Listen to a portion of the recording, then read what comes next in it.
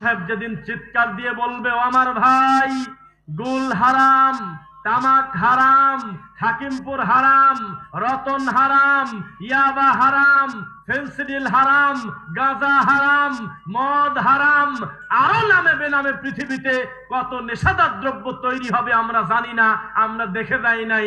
এজন্য নাম উল্লেখ না করে নবী 1450 বছর আগে বলেছে, কুল্লু মুস্কিরিন খামর, প্রত্যেক নেশা তৈরি করা জিনিসের নামই আরবিতে মদ, খামর।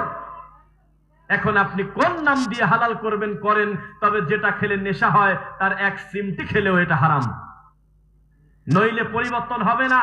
হুজুরের গালে আছে রতন জর্দা, হুজুর ওয়াজ করতেছে বিড়িখোরদের বিরুদ্ধে, কোনো দিন কল্যাণ হবে না।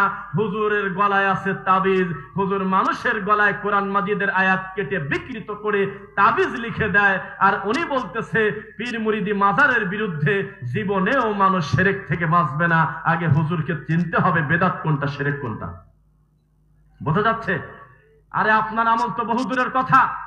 যার উপরে কোরআন নাজিল হয়েছে, যার মর্যাদা সবচেয়ে বেশি, নবীরা যার পিছনে নামাজ পড়েছে, এই মুহাম্মদ সাল্লাল্লাহু আলাইহি ওয়াসাল্লামকে আল্লাহ ছাড় দেন নাই, বলেছেন লা ইন আশরাকতা লা ইয়াহবাতান্না আমালুক। হে নবী, ওদের কথা বাদ দেন, আপনি নবীও যদি শিরক করেন আমি আপনার আমল পর্যন্ত বাতিল করে দেব। অথচ এই নবীর কত সম্মানে একটা আয়াত বলি, আউযু বিল্লাহি মিনাশ শাইতানির রাজীম, ইয়া আইয়ুহাল্লাযীনা আমানু লা তারফাউ আসওয়াতাকুম ফাওকা সাওতিন নবী ওয়া লা তাজহারু লাহু বিল কাওলি কাজাহরি বা'দিকুম লিবা'দ আন তাহবাতা আমালুকুম ওয়া আনতুম লা তাশউরুন। আমার নবীর গলার আওয়াজের চাইতে তোমাদের গলার আওয়াজ যদি বড় হয়, নিজেরা নিজেরা যেভাবে কথা বলো, আমার নবীর সাথে যদি সেভাবে জোরে কথা বলো, আমি তোমাদের আমলকে বাতিল করে দেব। ওয়া আনতুম লা তাশউরুন, তোমরা টেরও পাবে না তোমাদের ইবাদত গুলো গেল কোন জায়গা। আমি বিনা অনুমতিতে তোমাদের ইবাদত কাটিয়ে দেব। তোমার কণ্ঠ আমার নবীর কণ্ঠের উপরে গেল কি কারণে? উত্তর দেওয়া গে। তার সেই নবীর মর্যাদা আছে কিনা? আছে কিনা? তা আমরা সেই নবীকে মর্যাদা দেই 10ই মুহররমের দিন, 12ই রবিউল আউয়ালের দিন, শবে বরাতের দিন, লাইলাতুল কদরের দিন, আর কোনো জায়গা নেই। এই 2025 সালে আমাদের সমাজের দায়িত্বশীলরা কি পরিমাণ হিংসা আপনি দেখেন। 1450 বছর আগে নবী সাল্লাল্লাহু আলাইহি ওয়াসাল্লাম দুনিয়াতে এসেছিলেন, আবার তিনি দুনিয়া থেকে মারা গেছেন, সত্য না মিথ্যা? এই 1450 বছর চলে গেছে, এখনো পর্যন্ত আমরা সিদ্ধান্ত নিতে পারি নাই যে আল্লাহ তাকে কি দিয়ে বানাইছিল। নবী কি মাটির তৈরি না নূরের তৈরি? ব্যাপারে বক্তব্য হয় কিনা দেশে? শোনেন, এগুলো আমরাও বলা বন্ধ করে দিয়েছি, কারণ আমরা জানি জমিনের ভোটাভুটিতে কিছুই আসে যায় না, আল্লাহর কাছে যার জয় তার হলো জয়। আপনাকে আমরা চিনি, আমরা স্বীকার করতেছি আপনার লাঠির জোর বেশি, সংখ্যা আপনার বেশি। এই ঝিনাইদাতে যদি এখন ভোটাভুটি হয়, আল্লাহর নবী মাটির তৈরি না নূরের তৈরি, এখানে নূরের লোক বেশি ভোট পায় জয় হয়ে যাবে, এখানে হকটা পরাজয় হবে। এখন যদি সারা দেশে ভোটাভুটি হয়, আল্লাহ কি আসমানে, আল্লাহ কি উপরে, নাকি কলবে, তাহলে এই দেশে কলবালারা বেশি ভোট পাবে, আরো সাদারা ভোট বেশি পাবে না। এই দেশে যদি ভোটাভুটি হয় যে নবী সাল্লাল্লাহু আলাইহি ওয়াসাল্লাম কি গায়েবের মালিক কিনা, তার ব্রাহ্মণবাড়িয়া থেকে প্রায় 80% ভোট পায়, এখানে নবীকে গায়েবের মালিক বানিয়ে শিরক করে ঈমান হারা হওয়ার লোক বেশি। মনে রাখবেন, জমিনের ফয়সালাই চূড়ান্ত না, আরেকটা চূড়ান্ত ফয়সালা হবে আল্লাহর সামনে। সেদিন দেখব তাওহীদবাদীদের পাওয়ার আর বেদাতের মুশরিকদের পরাজয় ইনশাআল্লাহ। সাবধান। রাসূল সাল্লাল্লাহু আলাইহি ওয়াসাল্লাম ডাইরেক্ট আল্লাহ বলতেছে, আর রহমান আলাল আরশি ইস্তাওয়া, আমি আল্লাহ আরশের উপরে থাকি। আর এখন যদি ক্যামেরা নিয়ে বের হন, মিডিয়া নিয়ে, আমাদের এই হুজুরদেরকে যদি ভোট করেন, প্রায় 90% হুজুর বলবে আল্লাহ নাই কোন জায়গা। এই দেশে সাহাবীদের থেকে বায়েজিদ বোস্তামির দাম বেশি। যেই বায়েজিদ বোস্তামি মরার আগে বলে গেল, তালাবুতুল্লাহ সিত্তিনা সানা ফাইদা আনা হুয়া, আমি আমার জীবনে প্রায় 60 বছর ধরে খোঁজাখুঁজি করলাম আল্লাহকে ধরতে পারি কিনা।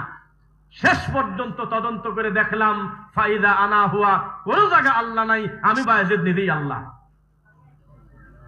এই কথা বলে কি বাইরে? পিছনে জানতো দায়িত্বশীলরা, কোন রোগী থাকলে ধরে নিয়ে আসেন সামনে, বাইরে যেন ফিসফিস না করে ইনশাল্লাহ, ঠিক আছে?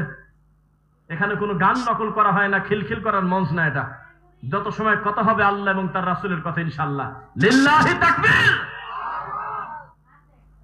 রাসূল সাল্লাল্লাহু আলাইহি ওয়াসাল্লামের প্রতি অপবাদ দিলে তার থাকার জায়গা কোথায়? কোথায়? জাহান্নাম। দেখেন আপনাকে একটি কথা বলি, নবী সাল্লাল্লাহু আলাইহি ওয়াসাল্লাম একটা হাদিস বলেছে, এই হাদিসটা বলার পরে আপনারা নিজেরাই বলবেন যে মাজার পূজারীরা কত বড় খারাপ। আপনি বলবেন, আমি বলবো না। হাদিসটা বলি, লা তুতরুনি কামা আতরাতিন নাসারা ইবনা মারইয়াম। হে আমার সঙ্গী সাথীরা, তোমরা আমি মুহাম্মদকে বড় করতে গিয়ে ঈসা নবীর মতো আল্লাহর ছেলে বানাছারো না। ঈসা নবীর গ্রুপ খ্রিস্টানরা বেশি ভালোবাসতে গিয়ে তাদের নবীকে বলেছে মাসিহ ইবনে মারইয়াম, আমাদের ঈসা এতই ভালো যে ঈসা হলো আল্লাহর ছেলে, আর তার মা মারইয়াম হলো আল্লাহর বউ। বলে নাই? বলছে নাকি? খবরদার, তোমরা আমি নবীকে নিয়ে বাড়াবাড়ি করো না। ফা ইন্নামা আনা আব্দু, আমি মুহাম্মদ হলো আল্লাহর একজন বান্দা। ফাকুলু আব্দুল্লাহি ওয়া রাসূলু, পার্থক্য হলো আমাকে তোমরা রাসূল বলতে পারো, তবে তোমরা রাসূল না, এই তো পার্থক্য। তবে মানুষ হওয়ার ক্ষেত্রে তোমরা আর আমরা এক, মানুষের হিসাবে শুধু মর্যাদা কম বেশি, কিন্তু আমি একজন মানুষ, তোমরা একজন মানুষ। মিথ্যা না সত্য বলেন? আমাদের সমাজে নবীকে বলতেছে তিনি নূরের তৈরি, বলে কিনা? নবীকে বলতেছে নবী হলো জাতি নূর, সিফাতে নূর, বিভিন্ন কিছু বলে আল্লাহ এবং তার নবীকে মিশায় দিচ্ছে। আপনার পাশের জেলা রাজবাড়ী, একটা আশ্চর্য জেলার একটা মানুষ, একটা লম্বা জায়গা, এখানে এক ভাই আছে, গ্রামের নাম কি জানো? কোমরপাড়া, আলাদিপুর, আরো বেশ কিছু জায়গা আছে, আমরা মাহফিল করেছি। এখানে মুসলমান নামাজি লোক মুরিদ হচ্ছে কাফেরের কাছে। কি একটা তাজ্জব! কাদেরিয়া তরিকার নাম শুনছেন কারা কারা? কাদেরিয়া তরিকা, হাত নামান। এই কাদেরিয়া তরিকার একটা নিকৃষ্ট জাহান্নামের পোকা বললেও অন্যায় হবে, মনে হয় আরো বেশি করে বলা লাগবে। এই লোক দাড়িও নাই মুখে, ডাইরেক্ট তিনি তার মুরিদদের সামনে বলতেছে আল্লাহ যখন উপরে তখন আল্লাহ আহাদ, আল্লাহ যখন নিচে তখন আল্লাহ মুহাম্মদ। এই লোকের কাছে হাজার হাজার লোক মুরিদ হচ্ছে রাজবাড়ী। আর উনার নিজের মাঠে আমি বক্তব্য দিয়ে আসলাম, 3 থেকে 4 জন লোক আমাদেরকে প্রোটেকশন দিয়ে বক্তব্য দিল। আমরা শুরুতেই বললাম যে উনি হলো অমুসলিম, এই অমুসলিমের কাছে মুসলমানরা মুরিদ হয়। বোঝা কি যাচ্ছে? এই সমাজ চলতেছে শিরকের উপরে, এই সমাজ চলতেছে বিদাতের উপরে। কেউ কারোর সন্ধান রাখেন, আপনি মনে রাখবেন আপনার এটা তো বহু দূরের কথা, এর থেকে আরো বড় ডেঞ্জারাস জায়গা। আমরা ঘোর পালান ওয়াজ করে আসলাম, আমাদের ইষ্টেদের পিছনে হলো মরা পীরের মাজার। সেখানে বক্তব্য দিয়ে বলেছি এই মাজারের খাদেম হলো টয়লেটের পোকার থেকে খারাপ। ডাইরেক্ট মুখের উপর বলে আসছি, এই কবরটা যদি পিটায় ভেঙে সমান করতে পারে এই মাজারওয়ালার ছেলে, তাহলে তার বাপ অনেকটা উপকার পাবে বলে আমরা আশাবাদী। কবর কোনোদিন পাকা করার জিনিস না। জান্নাতি মানুষ ঘুমিয়ে আছে, জান্নাতি মানুষ শুয়ে আছে বাকিউল গারকাত, যেটা আপনারা জান্নাতুল বাকি নামে চেনেন। 2 চোখ দিয়ে তাকায় দেখেছি, একটা ইট দিয়ে একটা সামিয়ানা দিয়ে কোন রকম ভাবে তাদের পর্দা করে কোন নেম প্লেটে নাম লেখা আছে, কেউ প্রমাণ দিতে পারবেন? একটা দান বাক্স আছে, মরা মানুষের কাছে টাকা দেওয়া কিসের জন্য দিচ্ছে মানুষ? এই সমাজের মানুষ শিরিক বাদ দিলে তার কিচ্ছু থাকে না।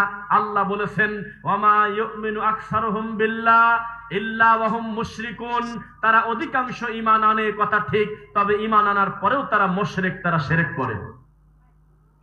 এই সমাজের মানুষ বলতেছে যে আমরা পীরের কাছে যাই, মুরিদ হই, পীরকে তো আমরা আল্লাহ মনে করি না, আমরা একটা ওসিলা মনে করি। এটাই তো আবু জেহেল মনে করত।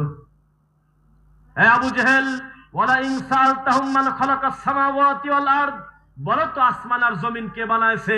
আবু জেহেলরা পর্যন্ত বলতো লা ইয়াকুলুন আল্লাহ, তোমার কাছে জিজ্ঞাসা করব কেন, এগুলো আল্লাহ বানাইছে, তাহলে এগুলোর পূজা করো কেন? তখন তারা বলতো লিয়ুকাররিবুনা ইলাল্লাহি যুলফা, আমাদের এই দেবদেবীগুলোকে আমরা আল্লাহ মনে করে পূজা করি না, এগুলো হলো আল্লাহর ওয়াসার, এগুলো হলো গ্যাটিস, এগুলো হলো ওসিলা। এদেরকে যদি আমরা একটু সন্তুষ্ট করতে পারি, তাহলে এরা আমাদেরকে বিচারের মাঠে তরাই নিয়ে যাবে। মূলত পার করার মালিক হলো আল্লাহ। এখনো পীরের মুরিদকে যদি বলি যে আপনার এই কাজটা শিরিক, পীরের কাছে গেলেন কেন, পীরের কাছে মুরিদ হলেন কেন, তখন তিনি বলে আরে আল্লাহই তো সবকিছু করে, পীরের কাছে গেছি শুধুমাত্র নিজের আত্মা পরিষ্কার করার জন্য, পীরের কথা মতো চলার জন্য। তিনি হলো ওসিলা। কিসের ওসিলা? যেই জিনিস আরবিতে বানান পর্যন্ত হয় না। কেউ একটু হাত তুলে বলেন, যেই পীর মুরিদিতে লক্ষ লক্ষ কোটি কোটি মানুষ এই দেশে ঈমান হারা হলো, এই পীর আরবিতে বানান করেন কেউ? আমি একটু শুনবো। বানানো হয় না ছাতা, এই কোনো আরবিতে ঢোকেও না আজ পর্যন্ত। অন্য শব্দ ধার করে নিয়ে এসে, ফার্সি শব্দ নিয়ে এসে বলা লাগে যে পীর মানে হলো শিক্ষক। এ আবার কেমন শিক্ষক? আলিফ বা তাসাও শিখায় না, তারপরে ক খ শিখায় না, এবিসিডি শিখায় না, খালি জেকের 10 সময় লাভ দেয়, খালি হু হু করে। এবার কোন ধরনের শিক্ষক? পীর মানে শিক্ষক, এই কথাটা ইদানিং নতুন শুরু করেছে, অথচ পীর মানে হলো ইবলিসের এজেন্ট। এক একটা পীর এক একটা ইবলিসের এজেন্ট। মানুষ মনে রাখবেন, শয়তান যখন কারোর প্রতি বেশি সন্তুষ্ট হয় তখন তাকে লালন ফকির বানায়।